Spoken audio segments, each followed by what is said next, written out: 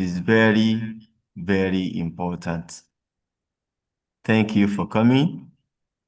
So let's start. Let's start by praying, because we believe that in every situation, God is involved. So therefore, our Father, we thank you because you are here. Thank you because you always help us. So we are about to start this training. We pray that you give us wisdom to do everything right. For in Jesus' name we prayed. Amen. So once again, welcome everybody. I want to believe that we are all enumerators that have registered through our link at the Aqua World Fishers Prep 2.0 project that is going on at the moment. And I believe that you have a great impact to make as you are joining us, because research is actually the backbone of every success that everyone needs to make in life, especially when it comes to projects. So research is key, and research do not stand alone. Research feeds on data. So research feeds on data. So for every research that will be successful, the data must be well collected. The data must be well collected, and at the same time, the data must be well analyzed. But before analysis, data collection comes first. So that is the position you are holding, and that is the assignment that is ahead of you. So we want to collect a world-class data that will be useful for this project and in the future, every other project that may come thereafter. So I'm welcoming you by also letting you know how important your role is in this project. So it is not something we can take lightly. So don't be annoyed when we make some decisions on actually selecting or disqualifying a particular candidate. But one thing I'm sure is, as far as today is concerned, you will get more information that will add value to you. So once again, welcome. So let's go straight to our training. As I know that you all have been given the material to be used, and I want to believe that you have studied the material as expected. So if we have anyone here that is yet to study their material, you might struggle to actually follow us. So, but that's not an excuse. It has been given to you already. So I welcome us to Enumerator's Guide Training by Aqua World on the Project Fishers Prep 2.0, which is focusing on enhancing offshore safety and resilience of artisanal fishers in coastal community in Nigeria.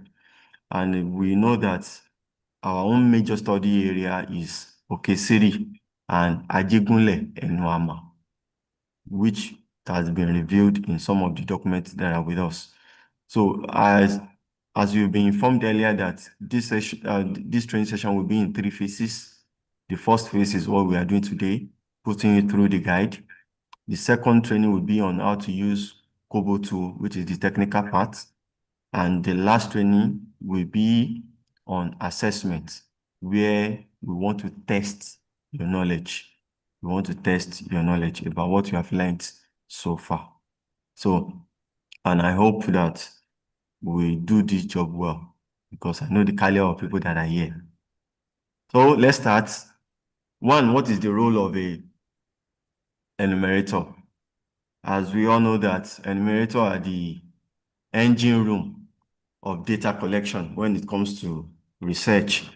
So they are responsible to carry out the interview with respondents.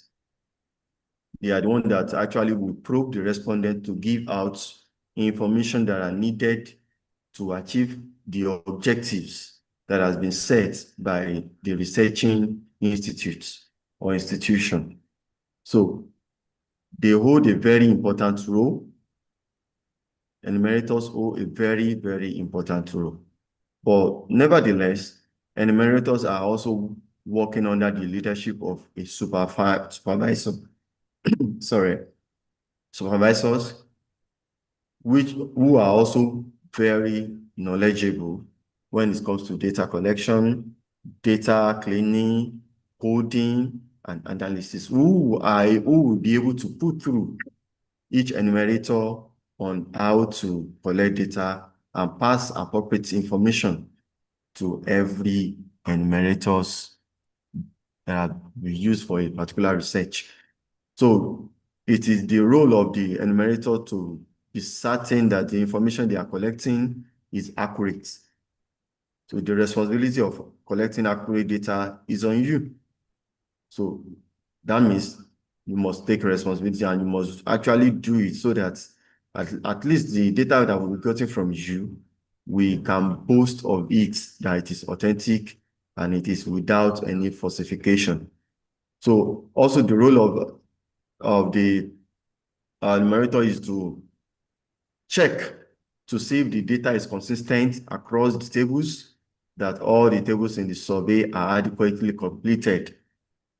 One of the challenges data analysts face at the point of data analysis is the issue of missing data. So for every enumerator that collects a data and we are finding missing data, that shows that that enumerator is not actually capable of doing their job well. So it is key to avoid any need to have a missing data in the survey you are involved in.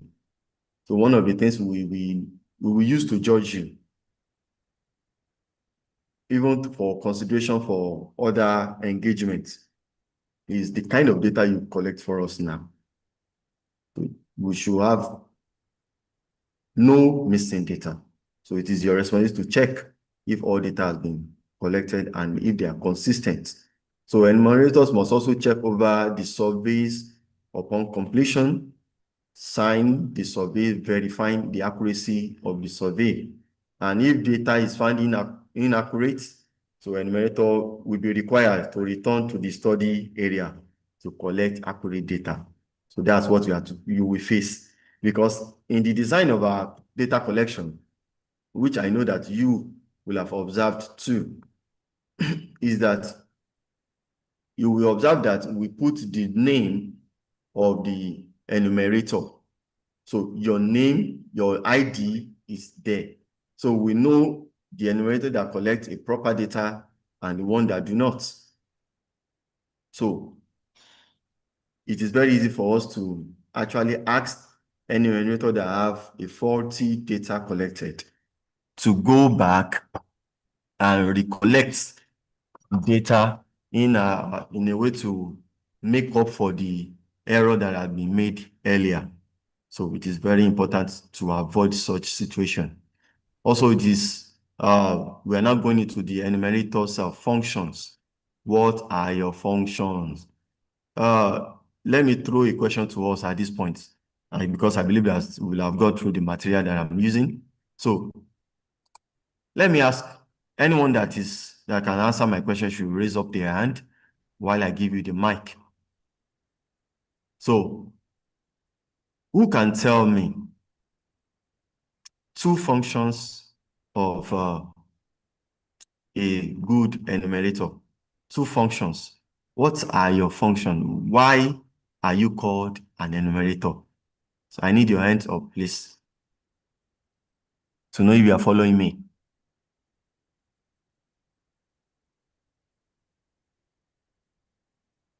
Anybody there?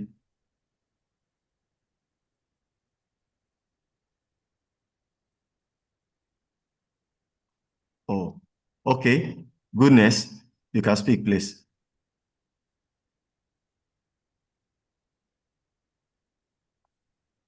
Goodness, unmute yourself.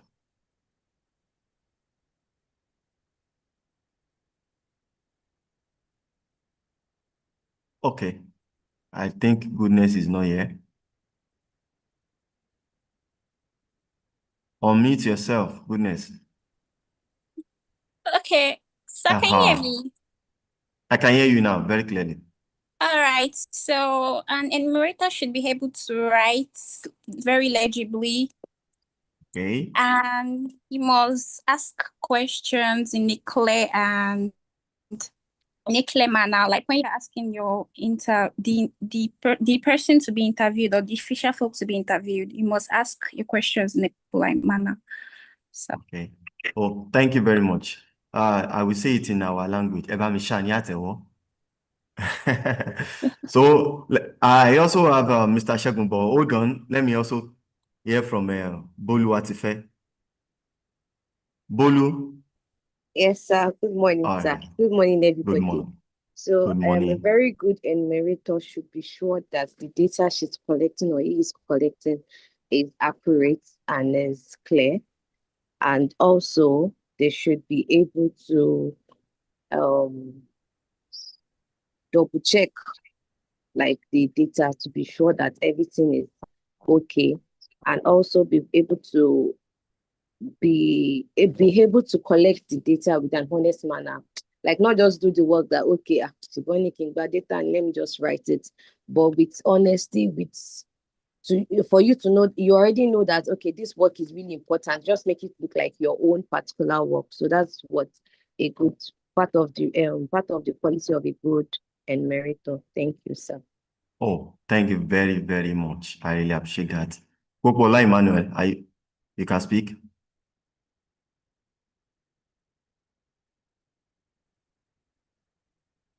Popola, Okay, good morning, sir. good morning. Yes, as an enumerator, we are not to ask leading questions. Leading questions in the sense that questions that the fisher folk will be able to predict answer. We have to ask questions in a very clear manner. And All right. also, we are to coordinate with the supervisor on how to carry out survey and Okay. report daily activities. Okay. Okay. Okay. That's a very good one. That's a very good one. Thank you. This is a sign that you have actually go through the material we are working with. Yeah, that's a great one. So we don't have too much things to do. So the first function of an enumerator is to study and understand all instructions. Every instruction that has been passed to you, you must study and understand. And one of the first points of instruction that you need to take care of is every instruction stated in the questionnaire.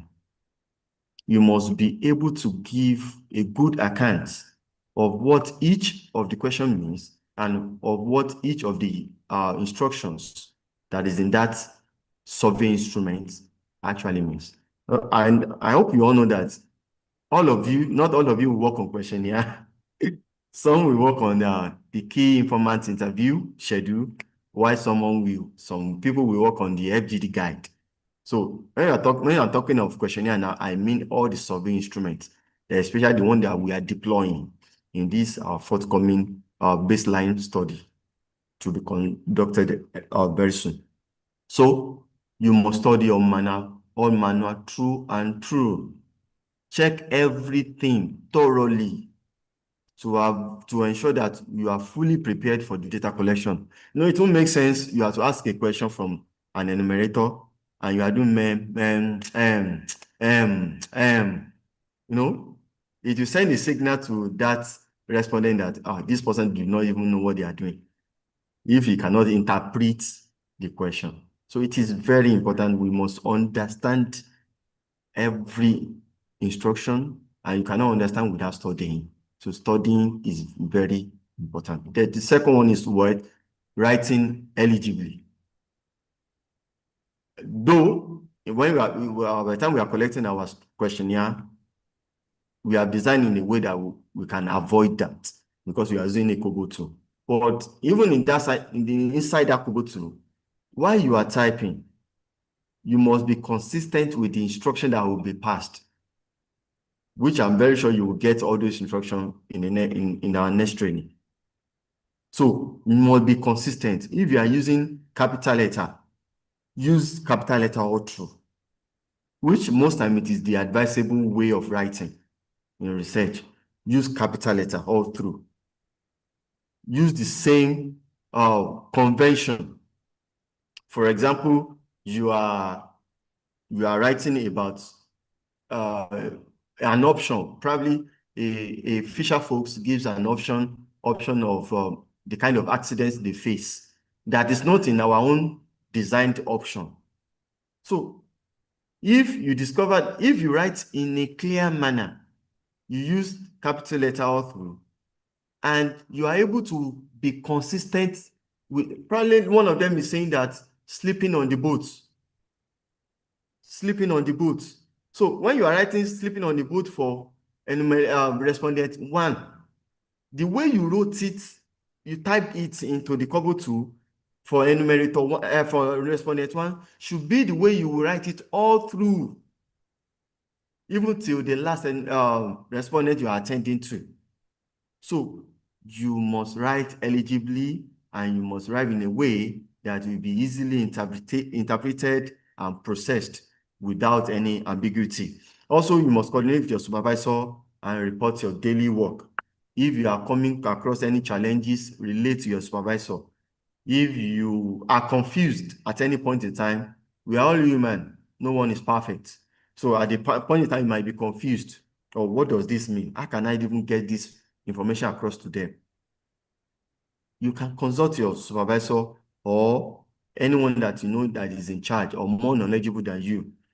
So you communicate regularly to resolve every challenges that may come, that may show face while you are collecting your data. Another function is check all your survey material, everything you are given.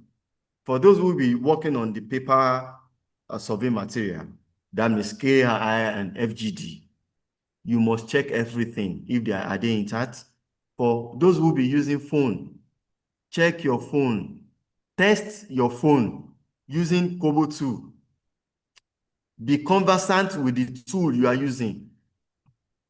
Be conversant.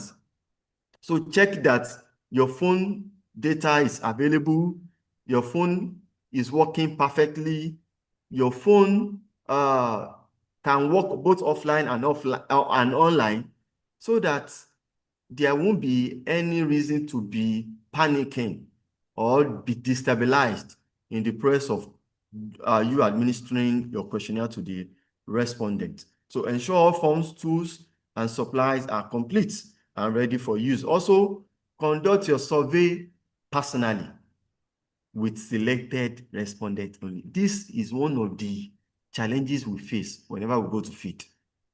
Immediately they see you as an enumerator. Even if you called someone that, okay, this is my respondent, people in that household will want to join you to know what you are saying.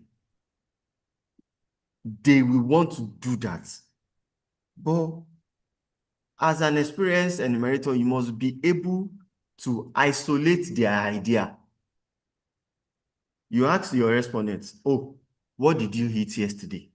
Or let's say, what did you eat 2 days ago? Your enumerator might be finding it difficult to remember. And someone around them will be saying, Chet, don't you know that you ate yam with pepper? Do not take the answer of that external person. Ask your respondent again. I want your own answer. What did you eat 2 days ago? No, because I want you to explain to me the process. By the time you do that, that will probe the respondent to try to remember. Also to remember the process of getting the food. So by so doing, you have shielded the respondent from taking the external answer to be their own answer. So we must avoid the presence of external persons. And I can boldly tell you, which might be a bit difficult. It's one of the difficult challenges. But one thing is, know how to protect your respondent from getting the external responses so that they will the response you are getting will be their own response. It's not that you are being given a response that is not theirs. And this also help us to actually exterminate every form of bias in our data.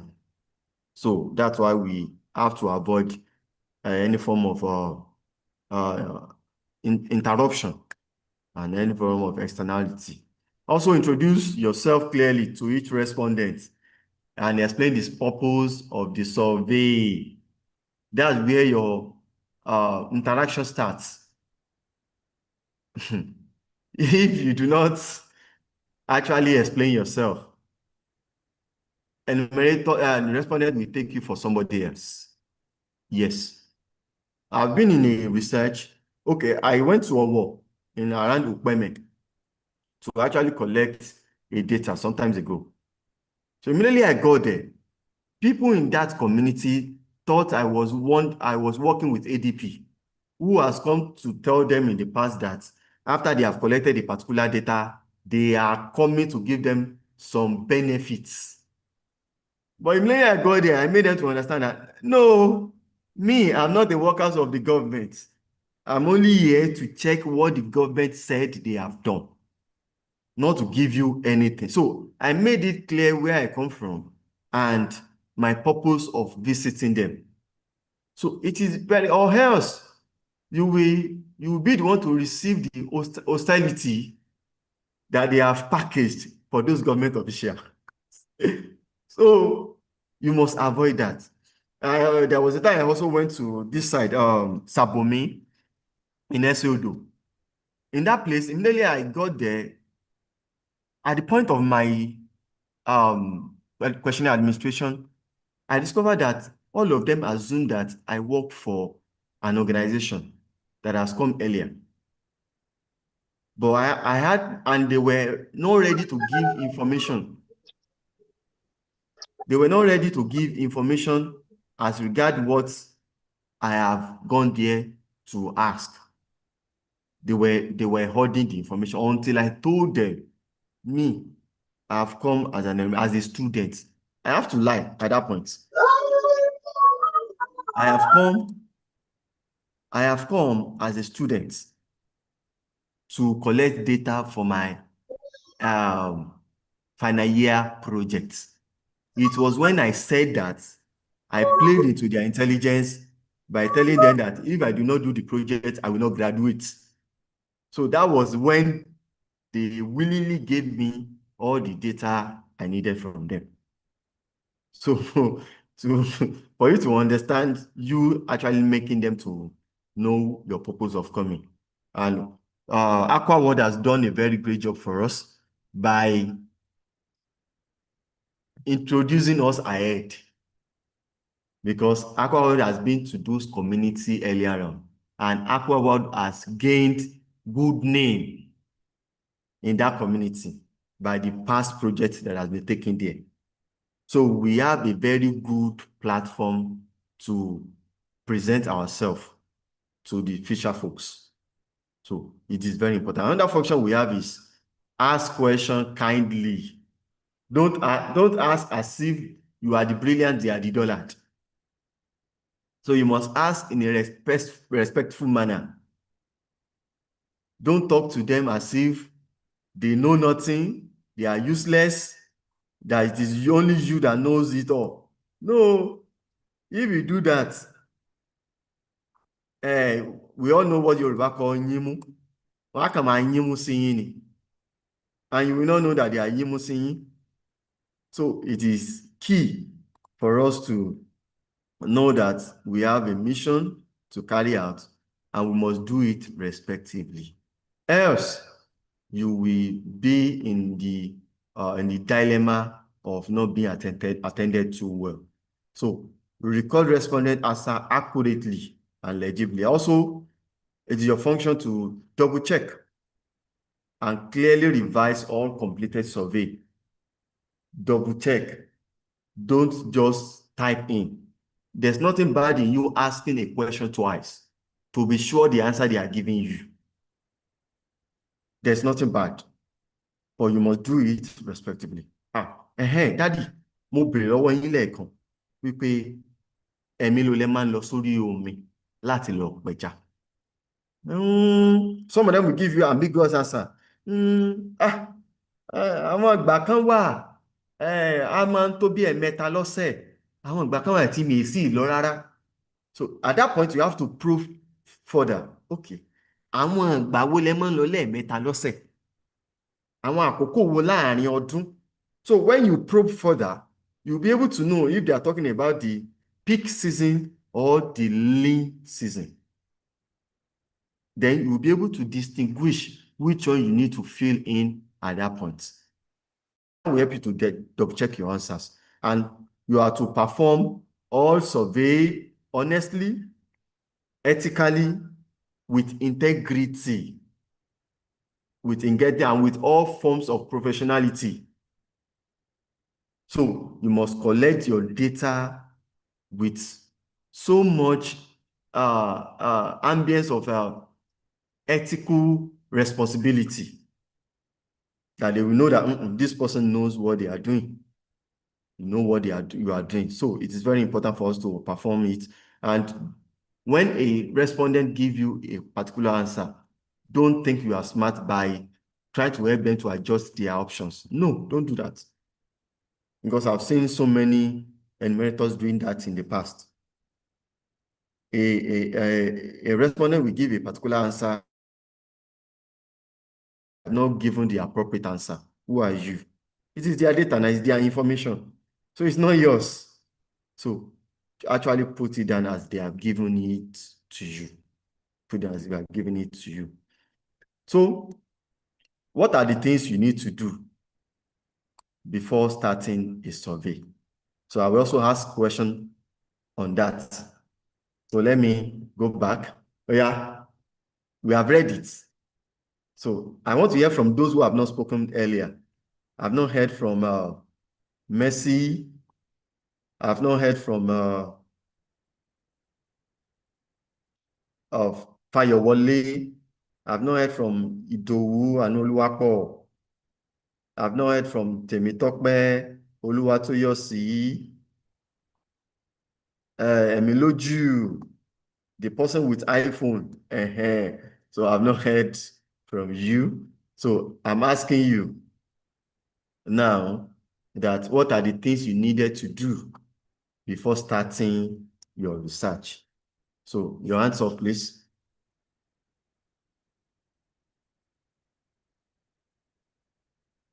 I'm waiting.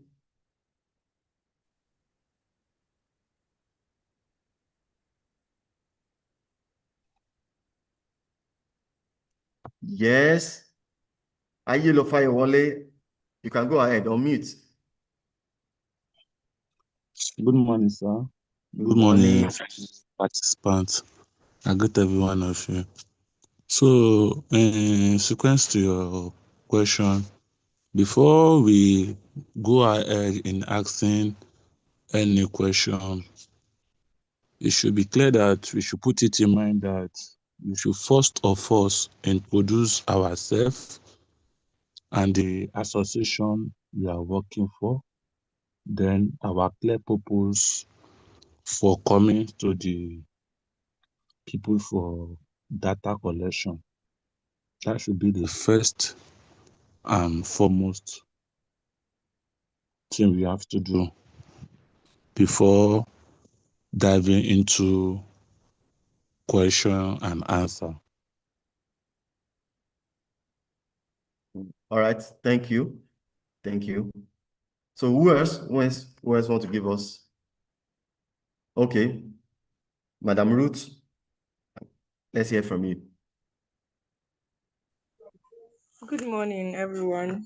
My name is Ruth Macaulay, and before enumerators can go into the field for survey, for data collection, the first thing will be to get acquainted with the data tools. Is it ODK? Is it Kobo? To getting hands-on experience, practicing with the tools to be used on the field, so that there will not be delays or problems or encountering the encountering delays on the field, like struggling whether with the paper or the mobile app, going through the let me say enumerator guide, having first-hand experience on how to use it, when and where.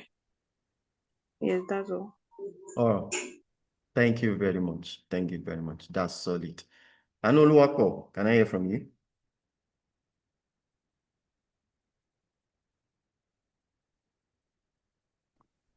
Good morning, sir. morning. I already said what I wanted to say. One thing is to understand the reason why you are going there. Like understand the survey materials and the tools before you to prepare yourself before going to the field. All right. Thank you very much. Yes. Thank you. Thank you. That's solid. So, Mr. Emiloju. Emiloju, can we hear from you? Good morning, sir, and good morning, everyone. I think what is needed before the survey is to have the understanding of the exercise and what will be needed to be done there in terms of the research instrument and every other thing. And on the part of the enumerators, I think the familiarity with the respondent, I mean the people we are going to meet, is very key, and as well to tell them the purpose of the reason why we are coming there. So these are the things that needs to be done. Majorly, we have to familiarize ourselves with everything that has to do with the project before going out. Thank you very much, sir. Oh, thank you. That's solid. That's solid. That's solid. So that has shown to me that we're on the same page. We're on the same page. So they have said it all. The first thing is you need to familiarize yourself with this, let me say, Enumerator's guide, where we have the guide and also the survey instruments. You must familiarize yourself with the survey instrument. So the key area I actually want to talk on is the aspect of you practicing. So it is not just enough for you to have the Enumerator's guide with you, but the key thing is you using it to prepare yourself. You have the questionnaires with you. You have the KI with you. You have the FGD with you. Okay, let's do it this way. Let me dish out an assignment for us, which will be part of our assessment. I was thinking of saying it earlier, but let me say it now. Okay, let's hold it till later. So when you need to practice, So it is important. Some of us, we are not actually administered questionnaire before. We've not personally interviewed respondent before. So you cannot just jump to the field. You have to do a kind of warming up exercise. There's no player that have not played ball for a long time that will just go to the field and go and play ball. That player, one thing is certain, is coming back with injury. So the same thing is applicable to us as enumerators.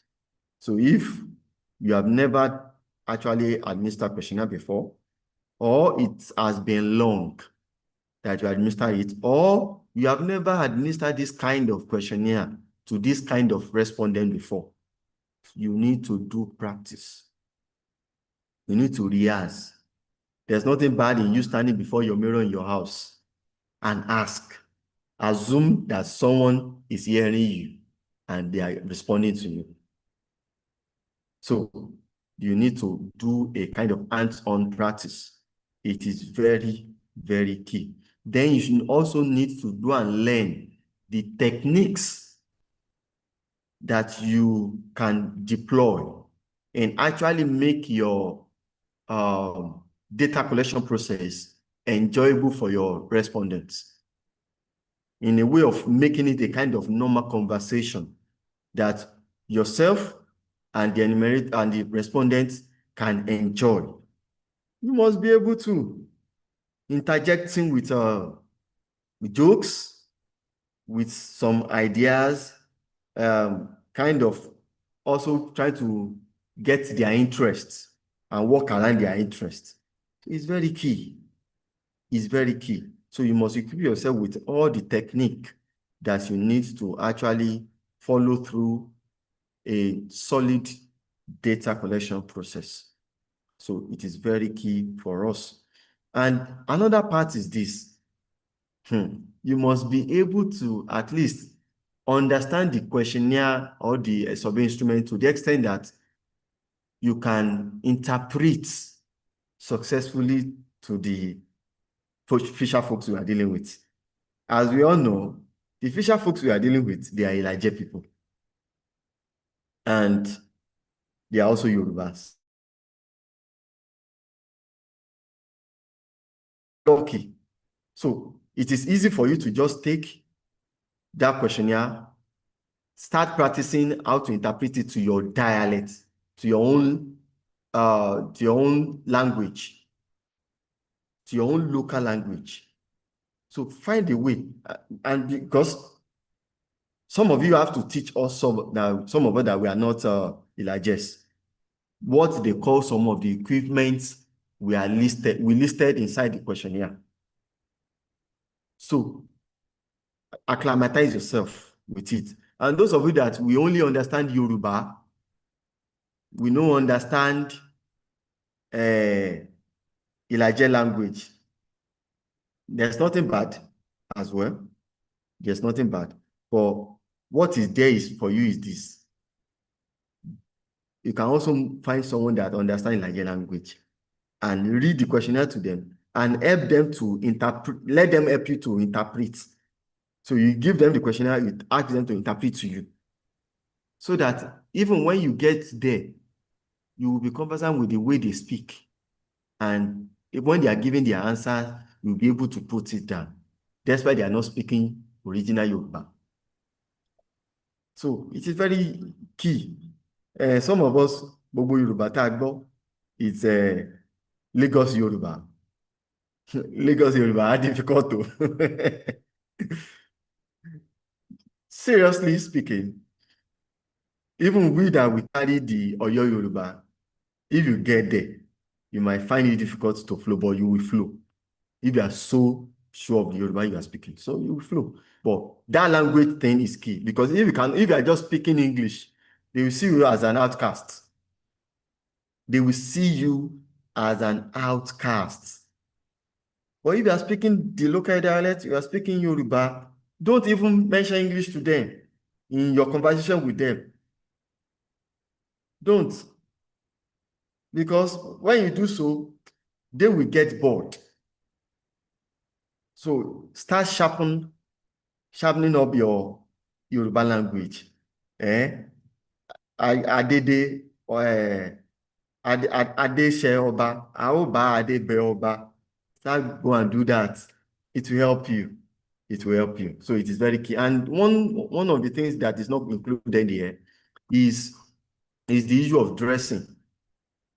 Please do not come to feed dress as if you are going to a party or you are going to one official meeting. Why? I'm not saying that we should dress shabbily, but don't be too flashy with your dressing. Dress moderately. I will not even advise makeup.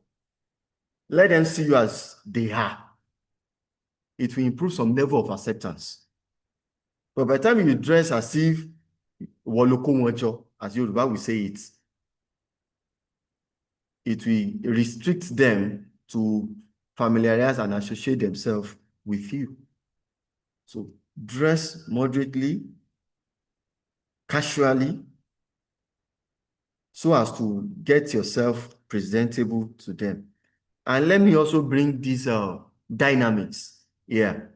I've been to the field, to the study area. And one thing I observed about Okesiri is that they don't allow ladies with trousers. The day we went there, one of us went there with trousers. She has to tie it up. So I will advise come with your skirts or your row at.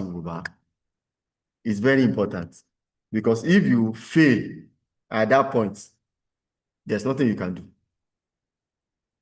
Every data we'll be getting from you will be falsified. It will be forced data, force the respondent to give. And that won't make sense for our findings. So dressing must not be too hot. At Okesiri and Ajegunle, we are not to be a very hot babe. Please, especially ladies and also men, your native attire should not be a bad thing for you to wear. Should not be a bad thing. So it will improve some level of acceptance and among the people over there. So that's that. Let's move on to the next part, which is how do we carry out interview? One thing is it should be face to face. You must do it in a way that your respondent will be paying attention on you as you also will paying attention on your respondent. So, and you should do it in a way that looks like you are having conversation, normal conversation. Don't make it too official. Don't make it to be as if you are with Orimisan Ayedatwa, the governor of Ondo State. If you go to governor's office, you want to be official. But at this point, no. Make it a conversation, a smooth conversation, a normal conversation, a casual conversation, a lively conversation. A lively conversation. So that one is also very important. And we must avoid giving them leading answers. So don't influence their answers. Let them say what they meant to say. So don't assume they are saying what they are not saying. So let them give you their own answer. Don't guide them into a kind of answer that you want. That will not do well. That will not do well. So also avoid external suggestion, which I have explained earlier, and maintain a very neutral, friendly tone throughout. Some respondents are troublesome. I'm not saying that all the respondents will be gentle and they will be kind. Some are hostile. So, but in all, never raise your voice. Always be calm. Always be calm. Don't use that your ability. Mi ò gbàgbàkúgbà o. I do not take rubbish. That ability will not be needed. It will not be needed though. Please. It will not be needed. It will not be needed. So you must ready to gbàgbàkúgbà. Not in terms of abuse, but in terms of the way those people will be doing. You may be asking them questions and their attention will be somewhere else. And their attention will be somewhere. Try in a way, in a respectful manner, to guide their attention back to the mission that you are there to carry out. So never talk to them rudely. Make every interactions friendly. Then let's also have identifying the person to interview. On this session, as far as this baseline research survey is concerned, our major targets are men, male, both young and old, as far as they are going to the sea to catch fish. So we are dealing with fisher folks. And with my knowledge so far, they have also told us that women do not go to the sea. So your target should not be women at all, especially those that are handling the questionnaire. Should not be women at all. So we are dealing with men. So either young or old. We have youths and we have older ones. So, and we have a target for it.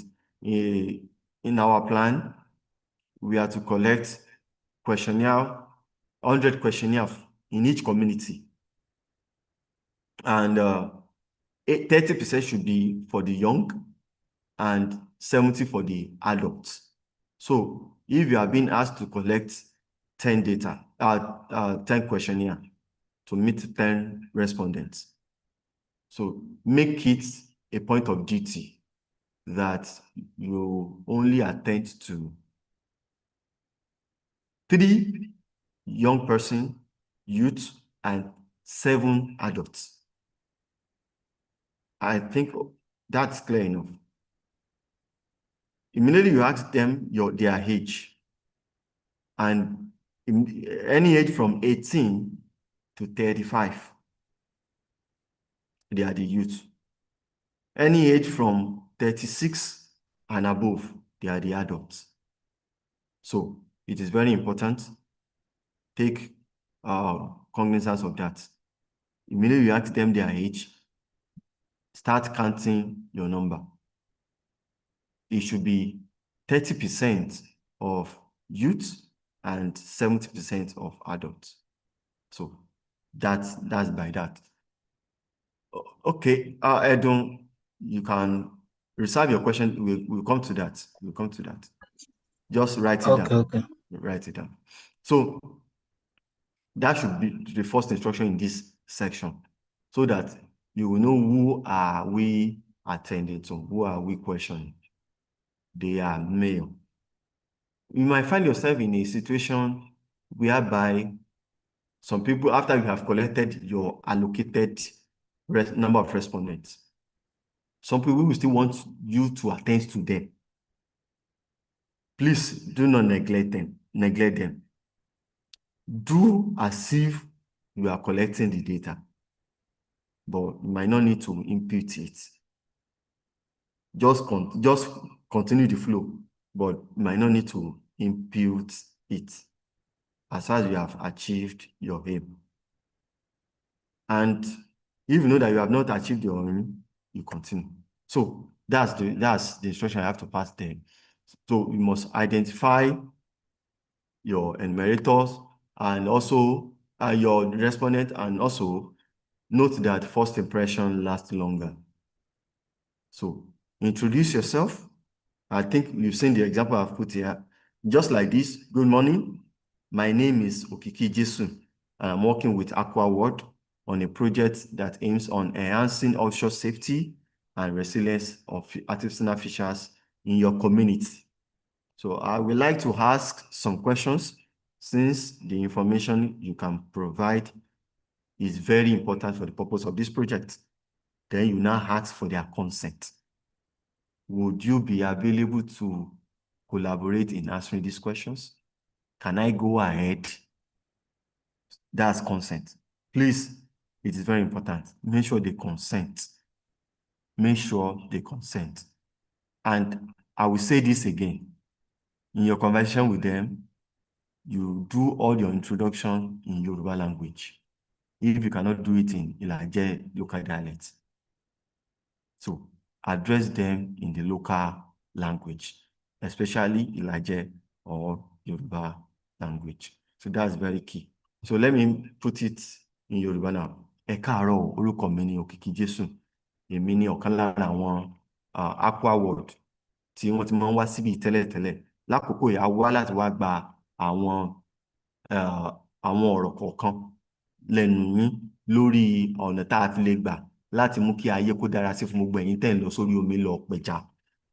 Màá béèrè lọ́wọ́ yín, ṣé mo lè tẹ̀síwájú nípa bíbéèrè àwọn ìbéèrè tí ó wà lọ́wọ́ mi? Ìdí ni wípé ìbéèrè yìí ṣe pàtàkì fún wa láti lè mọ ọ̀nà tá a fi lè gbà ṣe àṣeyọrí lórí ohun tá a wá ṣe nínú ìlú yìí. Ẹ ṣé púpọ̀. Wọ́n sì dá wa lóhùn. Thank you very much. So they will tell us yes or no if we are to go ahead. And If you are being given the consent to go ahead, go ahead. If not, leave them, move to the next person. But one thing I can assure you is those people are already waiting for us. So we might not even receive any form of rejection. Some are even coming to those community because of us at that particular time. So, but we must prepare ourselves. I want you to shout, prepare myself where you are, though we are not a church. So you have to prepare yourself very well so that your respondent will attend to you very well. So in our private interview, we said it must be conducted privately, avoid every form of externality, and try as much as possible to explain your questions very well. Explain. And also let them know that we are surely protecting the confidentiality of that question they are given. That their name will not be on the research. It's not be used against them at any point in time. And if you find anyone that refuses to give you their name, no problem, just go ahead and asking the question politely. So, but let them know that every information that has been given to you is confidential, that nobody will know that it is from them, that we are protecting their image. We have their image at heart. So that is very key and very important. And also it is for us to note that there is no right or wrong answer. There is no right or wrong answer. If they give you a kind of answer that you know that it's not in accordance to the question, find a way of asking again so that they will understand. All information provided by the official folks, it should be strictly confidential, and inform them their names. We are only collecting their name because I've been asked that question before. We are only collecting their name so that by the time we start the project, we actually know those who need our attention. Because the project is not just about research. This baseline research is just the first step before we carry out the main aim of our presence in the research. The aim of our presence in the community, rather. So we are only actually trying to get their names so that when we come back to give them trainings and to give them any package, we'll be able to identify those who have be of benefit to us at the point of data collection. So it is very important. So you must clearly communicate this confidentiality guarantee to each respondent before you begin the interview. And I've said it, no right or wrong answer. So let the respondent know that they are not in the exam hall, that whatsoever they give you as answer is the answer. It's not that you will penalize them for giving you wrong or right answer. So reassure them that the question you ask, they should just give you the answer according to what has happened to them or what they are passing through.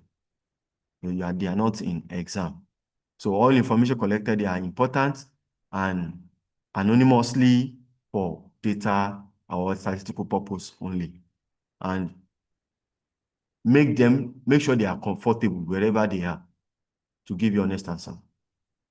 You cannot attend to a respondent while standing.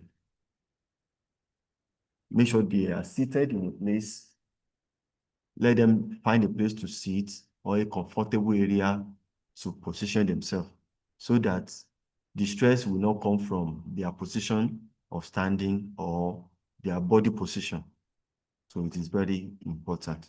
So the goal is accurate, reliable data that reflect real experience and condition in the community that we are going.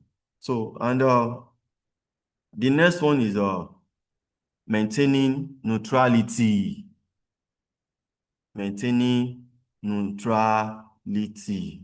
Ask the question exactly the way it has been written. Do not help us rephrase it. But if you are to interpret it in a way it is understandable to the respondent. So give them enough time to understand your question. Some way keep on repeating yourself until they get you and until they will be able to give you a reliable information about the question. So we might need to explain further over and over again before we can get a solid answer that meets that question.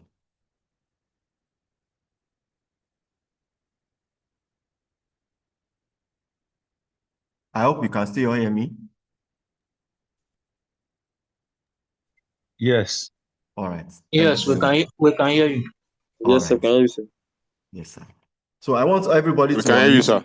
Let me hear your voice. Let me know those who are here and those who are already in the kitchen, preparing food to eat or on the road. We can hear you, sir. We can hear We can you, hear sir. you, sir. I can Sir, hear we you. can hear you, sir. I can hear you, sir. We can hear Eh, you, sir. Thank you. So also, if a respondent answers randomly, just to finish quickly, you will experience that some are so eager to be done with you and go on with their own daily business. Let them know that they should calm down. Find a way of calming them down. That it's not that if you finish quickly, you go and collect anything.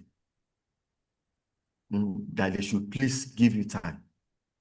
They should give time. And in place of them giving you time, you also find a way of putting the question through to them in a way that they will be able to give you answer quickly. So if they become tired or annoyed, you can just allow a short break. You can just ask them, Abi, FL rest kékeré bóyá ẹ fẹ́ mú mi. So some of them will, ẹ jẹ́ kí n mú mi. So allow them. And one of the offense we should never commit is that don't anticipate the answer. Don't suggest the answer. Never do that. Let them say what they want to say. So don't assume they want to say something that is in your own mind. No. You are not a mind reader. So, because that might lead to a kind of bias and a compromise data. So it's very important for us to also take notes. And you may have some respondents that may be trying to give you a kind of I don't know answer. You need to prove for that. Let's say you ask them that, Baba, ẹ jọ̀ọ́, mi mọ̀ bóyá ẹ ti ní ìrírí ìjàmbá lórí omi rí. Mi ò rò bẹ́ẹ̀. At that point, you have to ask them, ẹ rò dáadáa sàn, bóyá bí ọdún kan sẹ́yìn àbí ọdún méjì sẹ́yìn, ìṣẹ̀lẹ̀ kan tó kàn ṣáà ṣẹlẹ̀ sí yín lórí omi, bóyá mọ́tò yí àbí bóyá ìjì líle orí òkun ó gbé ọkọ̀ yín sókè, ìyẹn boat. That will probe them further to give you information. So that will joggle their mind to actually remember what they had to answer. So avoid missing or don't know answers whenever possible. Investigate further without leading or influencing the respondent. Ask the respondent to explain or think more carefully. So that's the key thing. So investigate gently without disturbing the flow of the interview. So it is very, very important. It's very, very important. So do not just take I don't know answer. Probe further. Joggle their mind. Dáàdì rántí. Bóyá ẹ kàn wà lórí ọkọ̀, ẹ fẹsẹ̀ pa. So that will help you. to actually get the right data from them. And the last part is whatsoever data you have collected, try as much as possible to do a kind of revision. So after every interview you do with your respondent, before leaving, review some of the important questions. For example, you don't need to review if they are male or female. That is obvious. But every other important questions, check it. You might know that you're asking them again, but check it. Have they all been filled? And have they all been attended to? And in what way? Is it in the expected way before you allow the respondent to go? The reason why I'm saying this is some of the respondents will be in a location with us. Some of the respondents will be in a location with us in a hall. While some, we have to go to their houses. So those that will be in the hall, you know that one, they want to be lining up on you. So, but never rush. Never rush before you allow a respondent to leave your the point of your mission. So before you review all the information that has been given to you. And at the end of every section, at the end of every data collection session, please appreciate them in the name of AquaWorld. Because at that point, you are AquaWorld on your own. You yourself, you are AquaWorld. So please appreciate them. Appreciate them. Appreciate them. So, and before reporting to your supervisor, which is myself, check the completed survey that have been carefully collected, that there is no mistake or any form of omission. I've told us earlier, if errors are found, you may ask to go and locate that particular respondent and do it again. So I believe that will not happen, because you shouldn't, after you've actually received this training, you should not commit such a crime again. So accuracy and completeness are essential at this final stage. They are very, very essential at this final stage. So,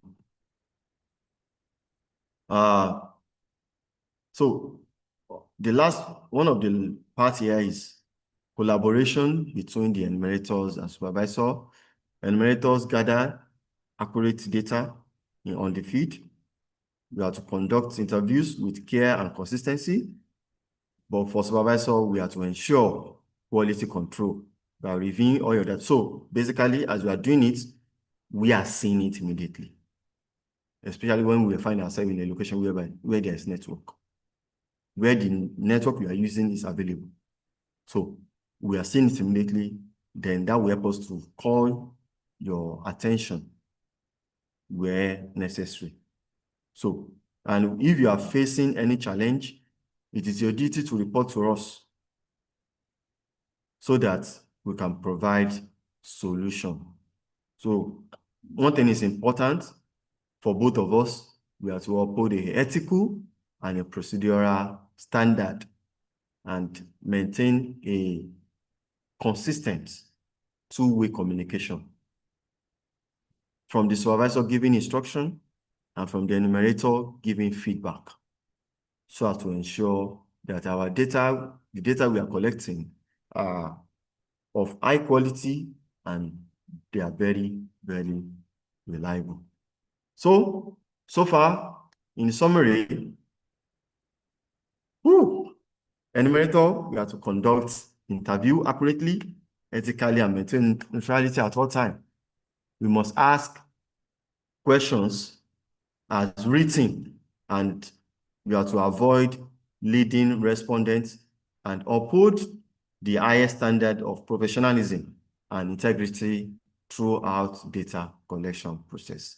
Before I continue, that reminds me, please do not do wayo for us by attending to a respondent and filling 2 questionnaires.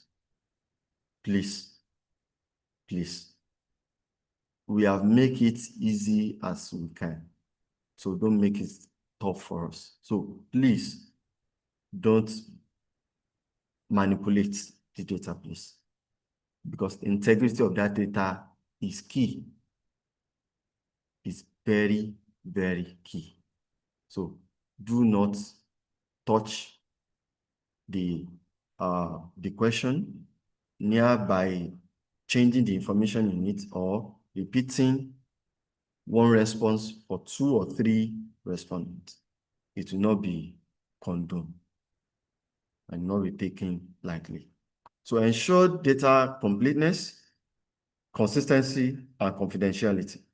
All survey tables must be fully completed and cross-checked for accuracy.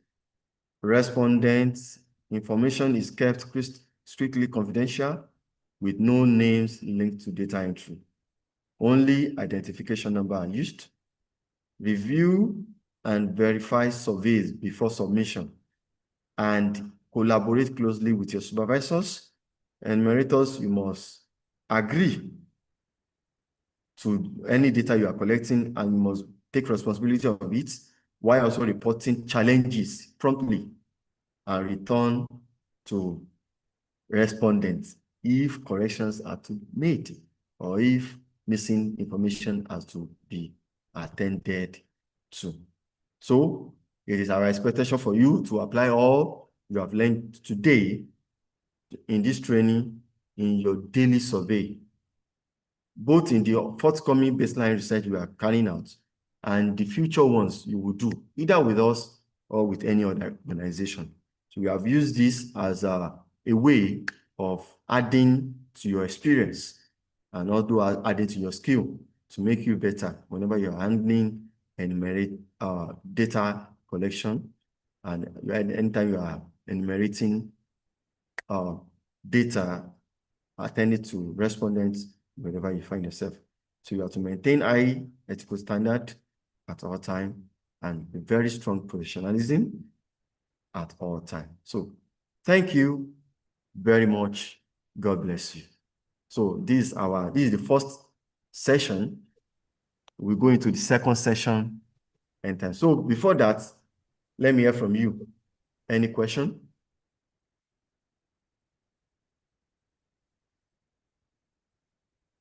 Any question?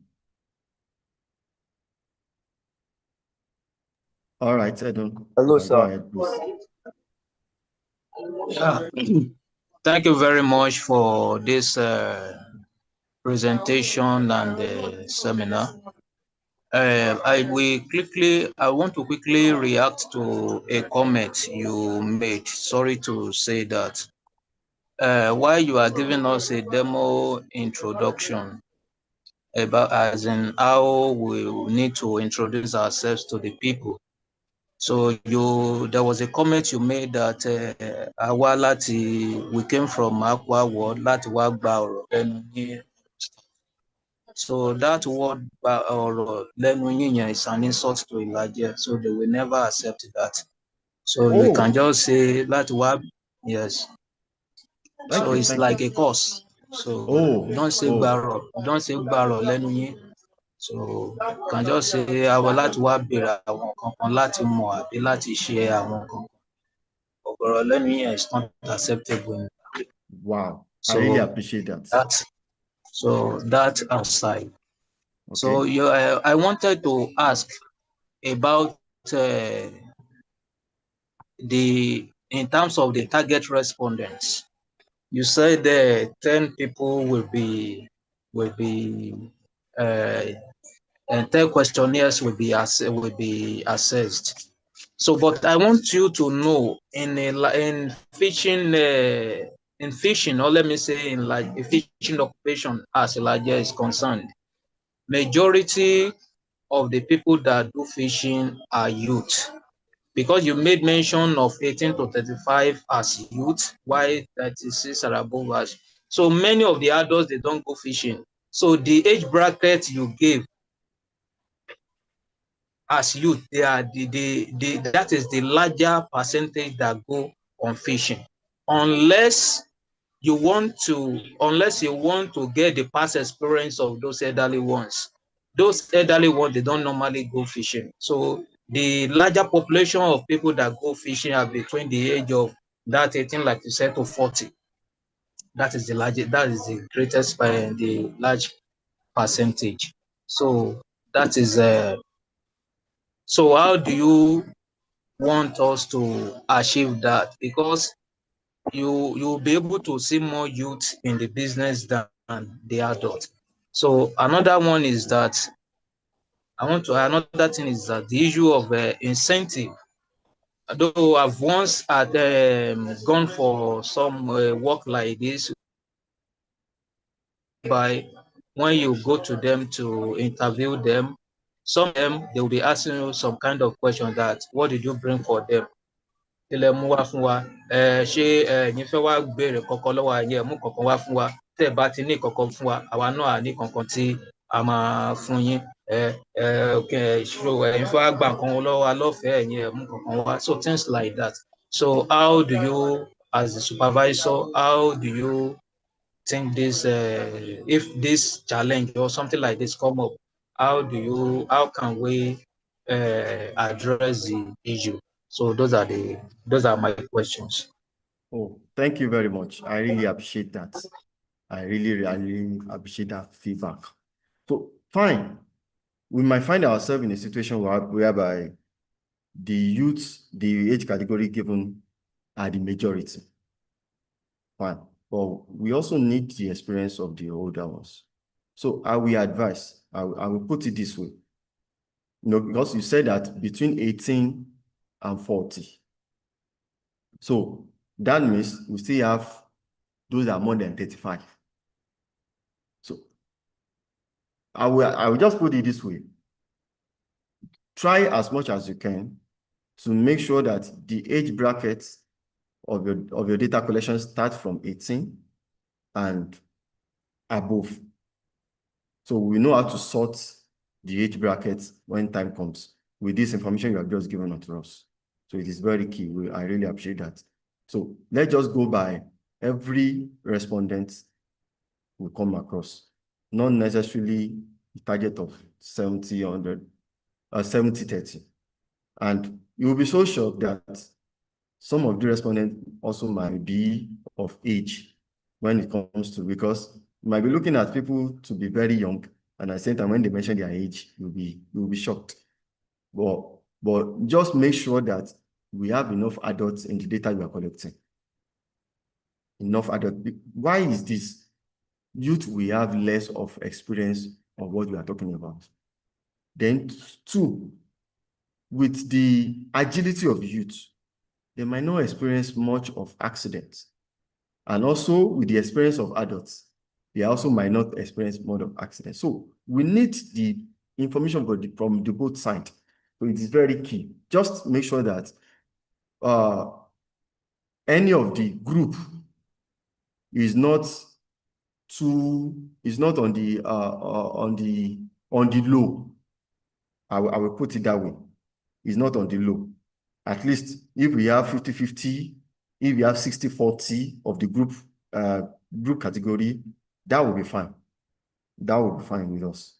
That will be fine. Either youth being 60, because this is a findings for us as well, which will be included in our design henceforth. So that majority of the fisher folks are youth, while the others are adults. So that's key. That's key. We must just make sure that they are well represented. So that's on youth. Then on the second question, that if they ask that, what do you bring for us? The two communities we are going to, Aqua World is not new to them. That's the first advantage. Aqua World has given them something before that is known to everybody in that community. Aqua World is popular in that community. So which we have done pre-visit to the community. The two communities, we have done pre-visit and they are ready to accept us. So if we are being asked that Kilemu wà fún wa, let them know that torí ń ta mú bọ̀ wà fún náà la ṣe fẹ́ wá gba data yìí. Tá a bá ṣèwádìí, a ní mọ bá a ṣe pín ìta mú bọ̀ wà fún wọn. So let them know that they have something to gain, because this project incorporates so many things. It is not just research based alone. Incorporates so many things. Training is part of what we are going there to give them. And we have some safety, let me say, souvenirs to also give them on the later on. So let them know that it is those who attend to us that will also be considered on the later on. So we are actually going there to give them something, but they must give us the data first before we give them that thing. So that's just the way to go about it. Let them know. Mr. Kenny, are you on the call? Yes, please. Or can you respond to that too? I didn't get that part. My network was breaking. Okay. I don't ask that. What if we got to the enumerators, the respondents, and they said that Kilamu wa fáwọn, káwọn tó lè dá wa lóhùn, that what should be our response? Okay. For us to get data from them, we don't need to induce them. That is number one. They should be willing to, give us information.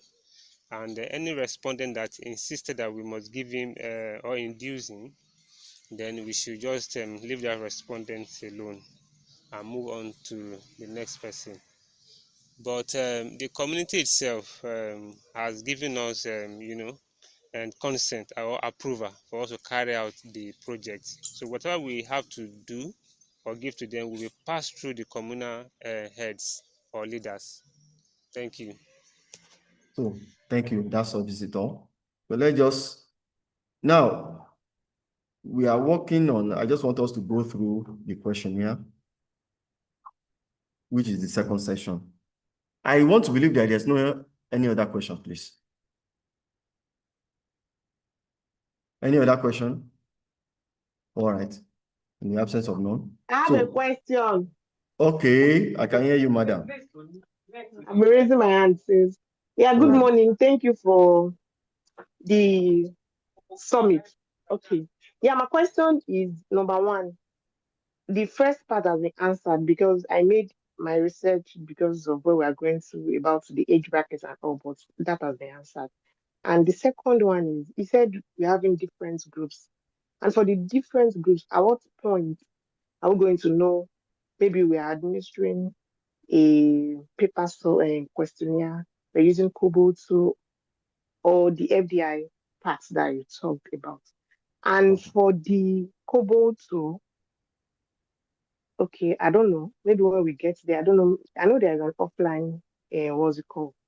We can use it offline, but can we know the network that is okay there so that for our data connection, for anybody that is going to be using Kobo2, in case the offline might not be, I don't know, Kobo2 can be somehow sometimes so that we'll not be stranded. So that is my question. Thank you. All right, thank you very much. Now, the first question is at which point will you know that you are handling either questionnaire, KII, and FGT? So, at the point of the assessment, those that will be handling the questionnaire will be mentioned, and those that will be handling the KII will be mentioned, as well as the FGT. So you will know that before immediately you are being selected. So it will be part of your selection message. So we will know that. Then secondly, about Kobo2, I don't want us to deviate much. So in our next session, that will be answered. So please note it. Note it. So we answer that. I think for now, the last time we went there, Not all network are strong, but I think Airtel that day was fluctuating, though it was raining. I think Glow was okay a bit. Mr. Kenny, were we able to use Glow that day? Yes, yes. So it all depends on the weather condition, but Glo and MTN are always good around those locations. So that's it. Glow and MTN, you can get prepared. So basically, I'm not going through all the questions here because I expect us to find time and study it. Or else we will not leave here till night if you have to take it one after the other. But one thing is key, that everything you are seeing in this drafted questionnaire, you will see it on Google too. So this questionnaire, each questionnaire will have their own number, and each one of you will be given space to write your name, and you'll be given an ID. You'll be given an ID. Then on the Kobo Twitter, it has been set that the time will be recorded. Will be recorded. So the community name is there. And note that we are dealing with two communities. The first one is Ajigunle Enuama, and the second one is Okesiri. So we are attending to Ajigunle Enuama first before we move down to Okesiri. So which means the first day of our data collection will be in Ajigunle. The issue of household ID might not be too much necessary because we might find it, we will find ourselves in a situation whereby they will be in a location. We might not be able to track their household ID, but GPS will do that for us. GPS will do that for us. So, and as we know that the socioeconomic characteristics is one of the data we have to collect from them, I want us to go and train ourselves on how to collect this kind of data, especially when it comes to number of, okay, thank God we are not even having number of children. So, some questioner will find ourselves asking number of children. And Yoruba used to say, Aki Kaomofolomo. So nobody wants to tell you the number of children. So we must find a way. Maybe, Mr. Aidun, are you there? Yes, sir. Yeah. Yes, okay. I'm here. I want to put you on a spot. I want to put you on the spot. Okay. These socioeconomic characteristics, how do we ask the larger people?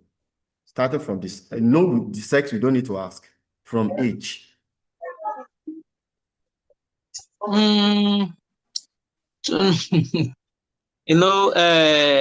You said it.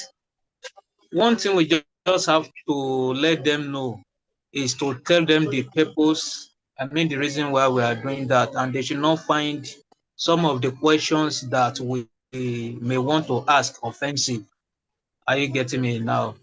Because one, some people now, if you ask them the number, if you ask them their age, they may not tell you the exact age. Right? That's some people.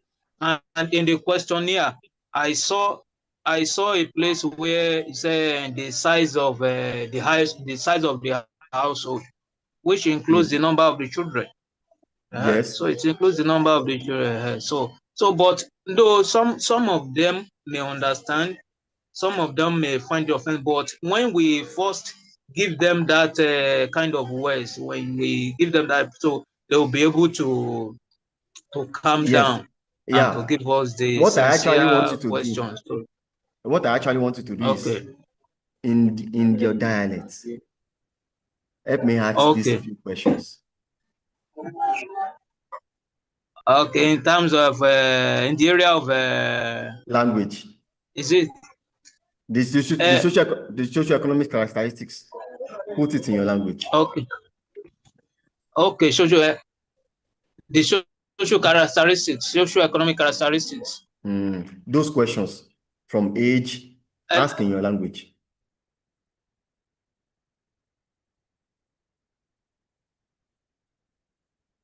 Hello. Oh, I think the network has shaken. Why I ask that question is, okay, any other Elijah on the line? Yes, I mean. Okay, let's hear from you. Let me. Okay, you are back.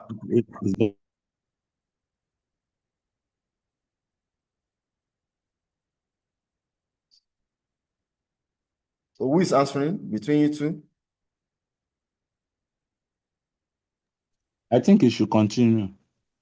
Yeah, I think he's having issue with network. So you can do it for him. Go ahead. All right, sir. So in terms of the social economics characteristics, so when we have to start with the age, Elijah for pé and drama been on, as he said earlier on, that we have to allow them to know the purpose and the importance of the interview. So in the area of the age, Amabino, if it is a man, and we can use an honorable word like Bami, Amabino, mo fẹ́ bìrọ̀ àwọn ìbéèrè díẹ̀ lọ́wọ́ ra nípa òye ńlá ìyírú ilé èyí ṣe pé nípa iṣẹ́ ìyá mi ṣe òun à ń fi mí tọ́jú ara wọn. So mo fẹ́ mọ̀ òye àwọn èyí jẹ́ pé pàtó iṣẹ́ ìyá mi ṣe yìí òun à ń fi mí bọ́ ara wọn, òye àwọn mélòó èèrà ni ìdílé yìí ẹ pé à ń fi dédé ọkàn wọn lé iṣẹ́ yìí pé òun á fi mí ṣe ọrọ̀ ajé àti jẹ àti mu àti rán máa lọ school. So Andrew á máa bínú mo máa fẹ́ mọ̀ òye àwọn yìí rà ní ìdílé yìí. So by using the word ìdílé will not stand as if you are trying to know the particular number. So that encompasses the number of the father, the mother, the children as well. So with that, the person can easily give a number of those of his household. Okay. Thank you. So what of age? How do we ask? So in the term of age, so if it is a lady, we use the word Yemi àjọ máa bí náà o pé àwọn ìbéèrè mo fẹ́ bìrọ̀ lọ́wọ́ wọn ó lè fẹ́ mú ìbínú dání ṣùgbọ́n fún àǹfààní ìwádìí ẹ̀yà mi ṣe jílè àrùn dédé ìrànyí mi ṣiṣẹ́ ẹja yìí so àti jálè máa bí a ṣe ṣàkóso ohun ìyá fẹ́ wá mú wọn lẹ́yìn dédé ìwádìí a bá ṣe tán bá a ṣe lè ṣètò rẹ̀. So a máa bínú mo máa fẹ́ ìbéèrè díẹ̀ yìí fẹ́ mú ìbínú wá ṣùgbọ́n àjọ a máa bínú àjọ mo máa fẹ́ máa àwọn méjì mà ọjọ́ orí wọn so that á ràn wá lọ́wọ́ láti ṣe àwọn ìgbésẹ̀ yìí a bá máa gbé fún pípín àti láti ṣe ètò bí a ṣe máa ṣe ìrìn àjò bí dédé wọn a ṣe lọ sódidi bí a bá máa padà wá. So àjọ máa fẹ́ mà ọjọ́ orí wọn. If it is a man, you can use a honourable word like Bami. Àjọ a máa bínú Bami. Máa fẹ́ láti mà ọjọ́ orí wọn. So that is it. Right, thank you. Do you know why I do that? For us to have the idea or how they speak their language. One thing I have observed about our people is this, because they are my people, is that they love you respecting them. So you must respect them. At the point of every question, not everybody or every one of us understand the Niger language. And I cannot say that you go and learn that overnight. But one thing is putting respect ahead. And they are also considerate. Some of them know that we do not understand their language, and the way of our presentation might differ from theirs. So we should show that sign of respect. You know, in a way, the way I used to ask whenever I go to, but I will ask, Daddy, ẹjọ́ má bínú, bá mi ẹjọ́ má bínú, mo fẹ́ béèrè nǹkan lọ́wọ́ ni. Ẹ má bínú, ẹ ti tó bí ẹni ọdún mélòó. So by the time you put ẹ má bínú, bá mi up front, they know that you are asking from a place of respect. Because there are some questions that are very sensitive. The same thing goes to household size. Bá mi, papa, ẹjọ́ má bínú. Bí ẹ̀yin mélòó ilẹ̀ ẹjọ́ ń gbé inú ilé kan náà tẹ́ ẹjọ́ ń jẹun nínú àpò kan náà. Those people know that we are stranger in their life, so they will understand us. But we must always put respect ahead. We must always put respect ahead, so not to get them annoyed or angry. Ruth Macaulay, your hand is up. Yes, thank you, Mr. Wikijesu. I would like to clarify something. The total household size, are we taking data for, household is mother, father, children? No, And for no. Let me quickly correct that. Sorry to break it. Household size is different from family. Household size is different from family. Family is father, mother, and their children. But when we are talking about household, we are talking about everyone living together that are eating from the same pot, that are also putting their resources together for the progress of their home. So it is not necessarily should be the father, mother, and their children. No. For example, I might be hosting my niece or my cousin for a period of 3 months, 6 months.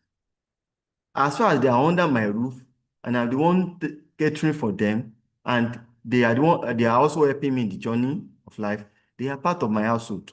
So we should all get to understand the difference between family and household. So that's why most times we always put it, those that you are living together. For example, in a building, in a house, we may have 3, 4, 5 households. I've been to some location where we have 16 rooms. Face me, I slap you. And in that 16 room, we have 16 households. One of the room might contain father, mother, and their children. One might contain a single person that is not married. One might contain father, mother, cousin, and nephew. They are so part of the household. So I just quickly feel like clarifying that. So you can continue, Macaulay. Ruth. Yeah, that's what I wanted to ask.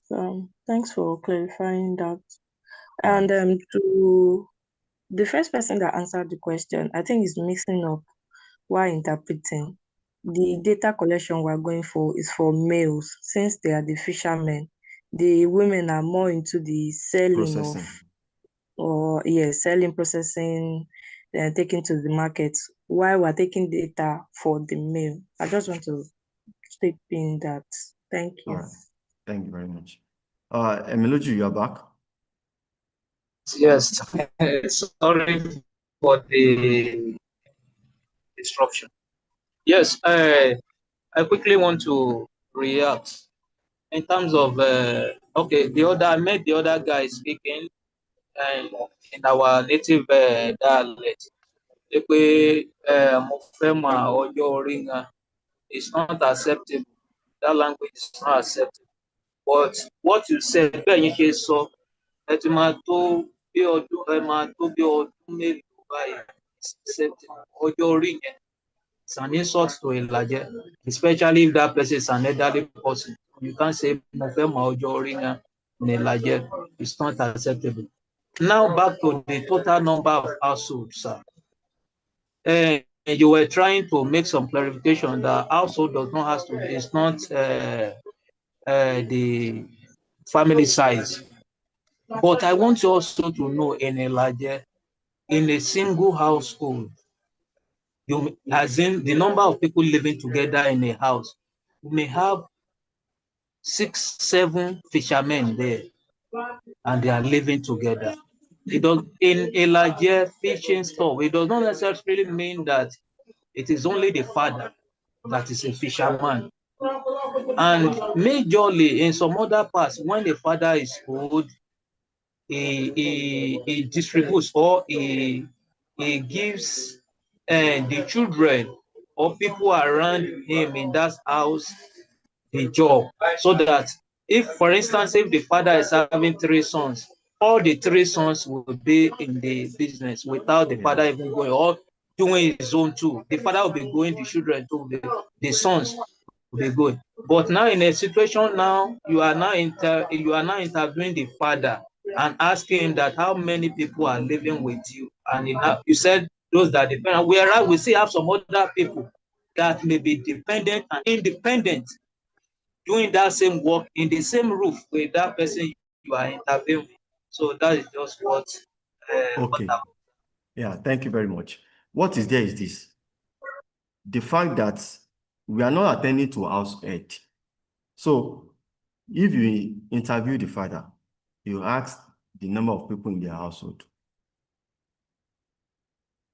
You might also end up also asking the son or the grandson. This question is not allocated or directed only to the household. Anyone in the family, anyone in the household can answer. Just for us to know the level of what we call independence ratio on each of them. So that's all. So anyone can answer that question. It's just, okay, in my own household, if you ask me, we are 3. You might meet my wife and ask her, she will tell you we are still 3. So that doesn't change any fact. So you can ask anyone the number, their household size, the number of people that they are living together under the same authority. Let me put it that way. Under the same roof, that they are eating from the same pot. So that one is very important, because you might be living under the same roof and you are not related at all. You don't really have relationship. You don't even put resources together to do anything. Everybody is doing their thing. But for those people who are doing things together, so you must clear it to the respondent. So why I bring this up is for us to actually know how far we have gone with the studying of our survey instrument.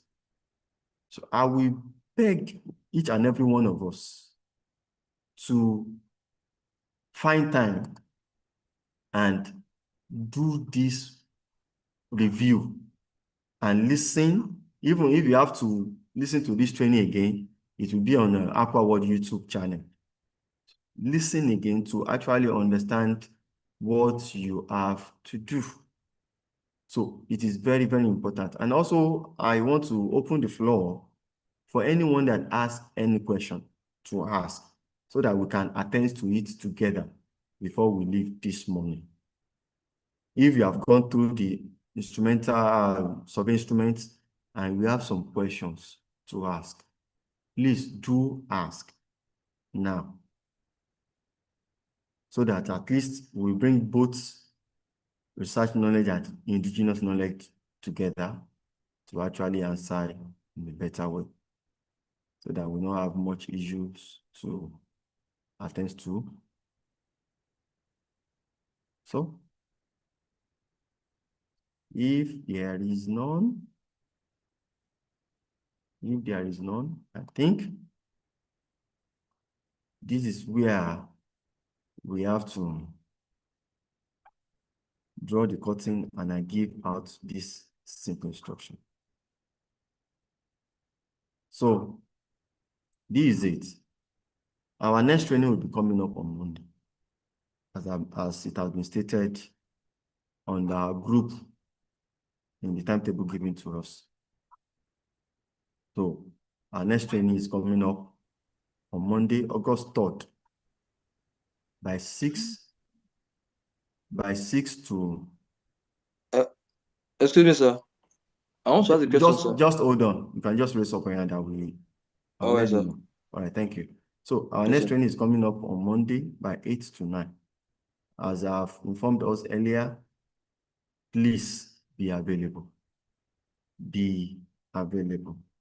Be available. So before we go, we call attendance, and we'll be able to know who are available, who attends today's training. I've taken one before, I will take another. So that's one. Two, at the end of our training on Monday, you might leave KII and FGD aside. I want everyone to use the Akobo tool.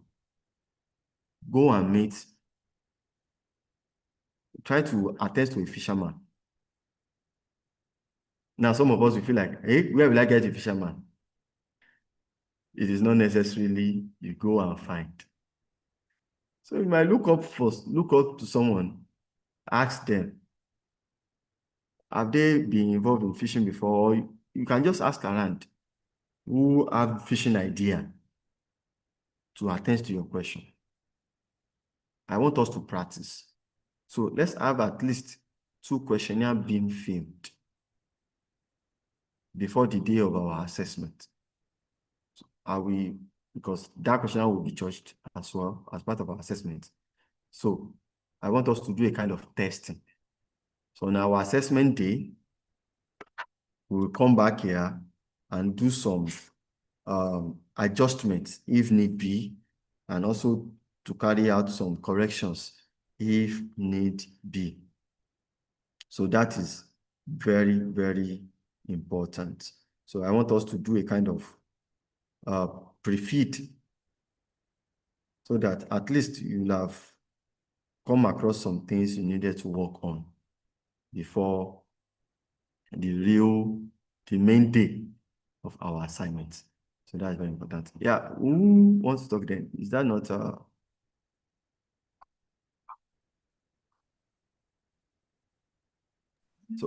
who is raising up the his hand then? Who is that? Aye. Okay. Go ahead. I want to ask the question in a situation whereby in an household, you said maybe there might not be bearing the same surname. Okay, what is it whereby in that household maybe a family came and they are using only one surname and their names are the same? What do we do in that situation, sir? Okay, having 2 families using the same name, right? Yes, sir. They are still independent households, so the surname doesn't matter. We are not I mean, using their name. okay. We are not using their name. So All it's right, not the sir. name that is our attention. It's not the name. All right, sir. All right, sir. Thank you very much. Thank you very Yes, much. sir. Yeah, before we leave, Mr. Kenny, any information to pass across? All right. Thank you, Mr. Okiki, for the wonderful presentation. And I want to thank all the enumerators for being with us and creating time for today's training. Yeah, I just want to add 1 or 2 things when it comes to the interaction with the fisher folks, particularly the fishers.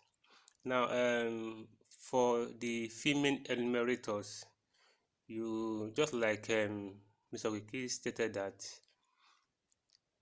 respectfully, or we must respect all the respondents. For some might make some passes at you, so I want you all to take those passes in strides and don't take any offense, and handle everything professionally, so that it doesn't distract you from the purpose of getting the information from them. And then some of them might actually have correct information, and they may, alongside pass some, sexual advances or whatever. So I want you to calm down, focus, get whatever data you need from them, attend to them as in your own best ability, but don't in any way insult them.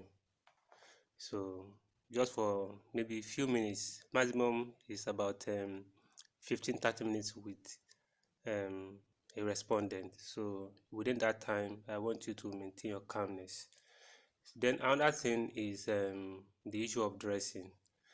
More information about that would be passed across in the group so that everyone will be aware of the manner and how they present themselves in terms of outfit on the day of data collection. So from me to you, I want to say thank you once again for making out time.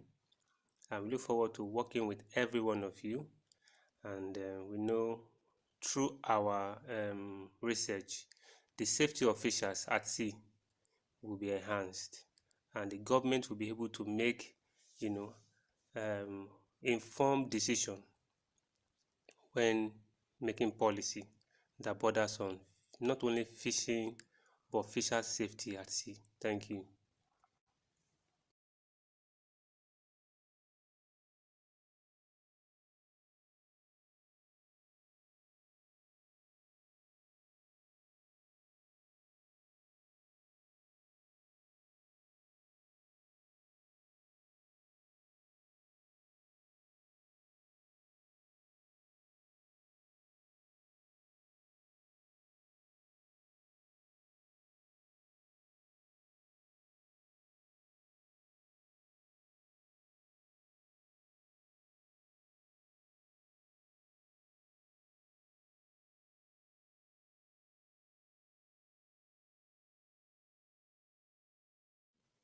Hello, can you all hear me? Just give me thumbs Yes. up if okay. You heard what I said, right? Yes, Yes, sir. sir. All right, thank you. So B, over to you.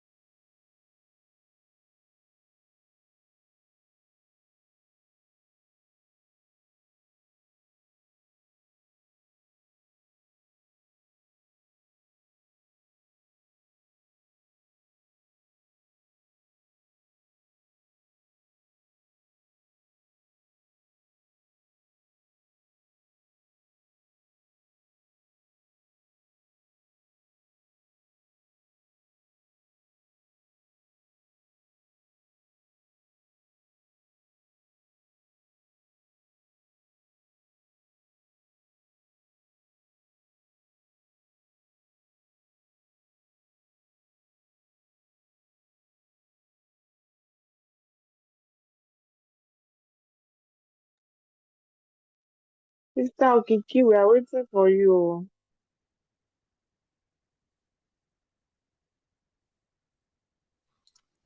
All right.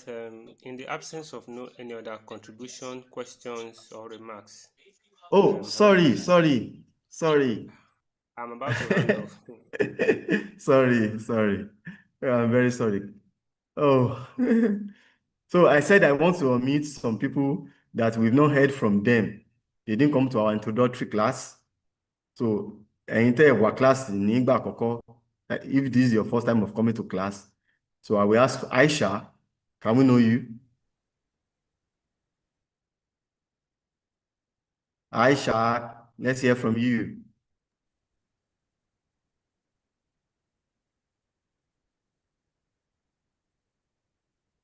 Oh, yeah, let's hear from you, please.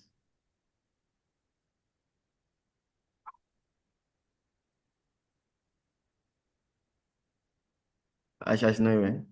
So who else I cannot identify here? iPhone, who is using iPhone, please? Hello. Good morning, Oh, sir. It's me, Morning. Faloy. I don't know why it's showing iPhone. It's me, Faloy Oludare. Oh, Dre. Yes, sir. You are welcome. Yes, thank you, sir. I've been trying to change it. I don't know what's happening. Sorry. Sorry about that. No problem. Yes, sir. We also have MC Funny Yaya. Or is it Yaya?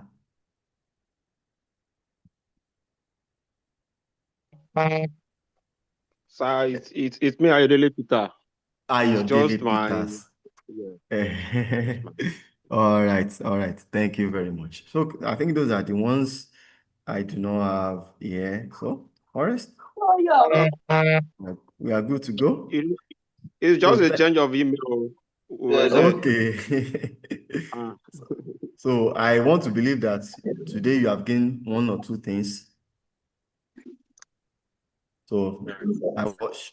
Give me reactions by clapping or any reactions. So thank you for coming. We really appreciate and we believe that we will achieve great things together. So thank you for coming. God bless you. Meeting you on Monday by God's grace by 6 p.m. to 8 p.m. So God bless you, everyone. Have a pleasant weekend. Please, you said 8 to 9 on Monday. You are changing 8 it to again. 9. Okay, Yes, it's 8 that to was 9. what you said. Thank you so much, sir. Thank you very much, sir. All right, thank you. Go and check the message. Yes, It sir. is Thank you, 6. sir. All right, take care, everyone. All right, sir. Thank you, sir. Yeah.